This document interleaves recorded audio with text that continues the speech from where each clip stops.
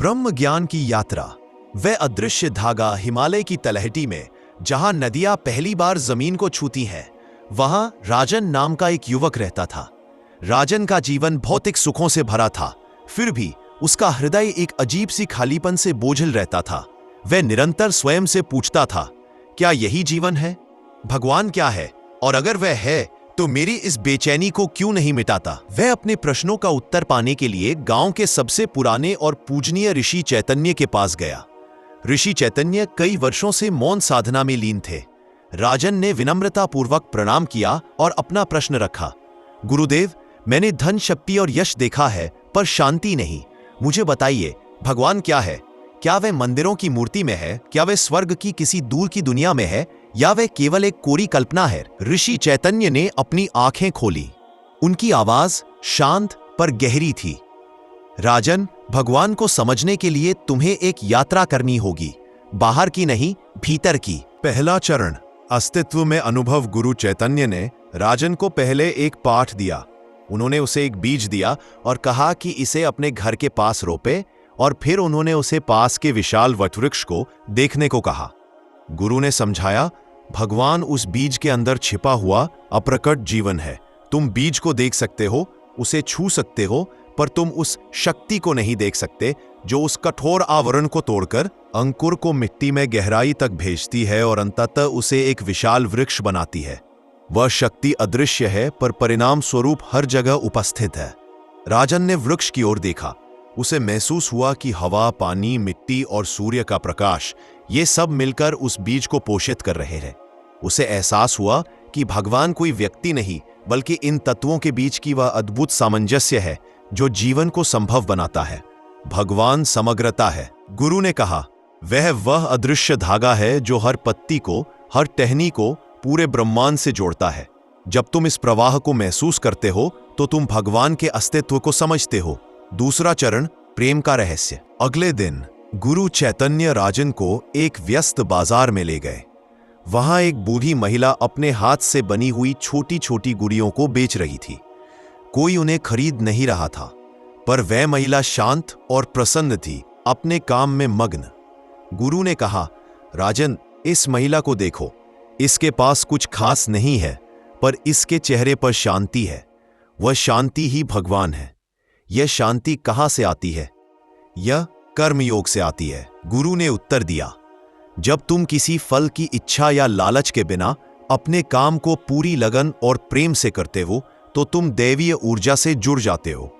तुम्हारी एकाग्रता ही तुम्हारा मंदिर बन जाती है। जो व्यक्ति अपने कर्म में लीन है, वह ईश्वर से दूर नहीं हो सकता। इसके बाद वे एक ऐसे स्थान पर पहुंचे जहां लोग एक दूसरे की निस्वार्थ भाव से मदद कर रहे थे। कोई प्यासे को पानी पिला रहा था, कोई बीमार की सेवा कर रहा था। और ये देखो, गुरु ने कहा, यह करुणा है, यही प्रेम है, यही असली भगवान है।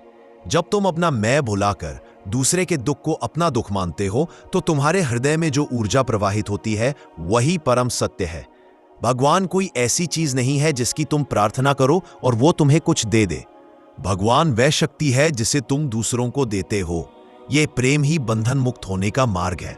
राजन ने समझा, भगवान पूजा पाठ में कम और निस्वार्थ सेवा तथा सच्चे कर्म में अधिक प्रकट होता है। तीसरा चरण, भीतर की खोज, आत्म साक्षात्कार।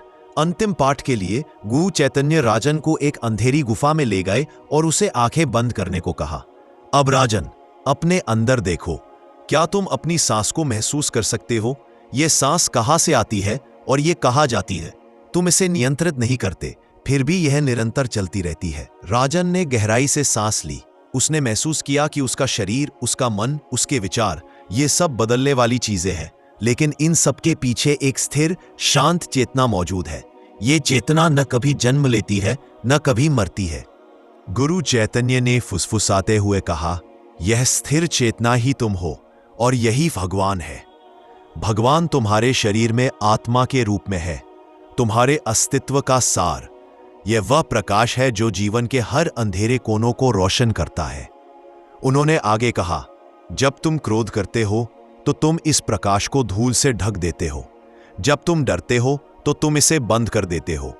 जब तुम प्रेम करते हो और शांत रहते हो तो तुम इस प्रकाश को मुक्त कर देते हो। भगवान को कहीं बाहर खोजने की जरूरत नहीं है, वह हमेशा तुम्हारे भीतर मौजूद था, तुम्हारी जागरूकता की प्रतीक्षा कर रहा था। परम सत्य की प्राप्ति। राजन ने अपनी आंखें खोली। गुफा की अंधेरी दीवारें अब उसे डरावनी नहीं लग रही थीं। उसे महसूस हुआ कि भगवान कोई व्यक्ति नहीं, बल्कि एक अदृश्य सार्वभौमिक शक्ति है जिसका सार 3 चीजों में निहित है: जीवन का प्रवाह, अस्तित्व, वह ऊर्जा जो पत्थरों में छिपी बीज को तोड़कर और हवा में बहकर हर चीज को जिंदा रखती है; करुणा और सेवा, प्रेम, वह शक्ति जो हमें निस्वार्थ भाव से जोड़ने और दूसरों के लिए त्याग करने के लिए प्रेरित करती है। करुणा और सेवा, प्रेम, वह शक्ति जो हमें निस्वार्थ भाव से जोड़ने और दूसरों के लिए त्याग करने के लिए प्रेरित करती है। आंतरिक चेतना, आत्म, हमारे भीतर का वह स्थिर सत्य जो विचारों और भावनाओं के उतार चढ़ाव के बावजूद हमेशा शांत और शुद्ध रहता है। राजन ने गुरु चैतन्य के चरणों को छुआ।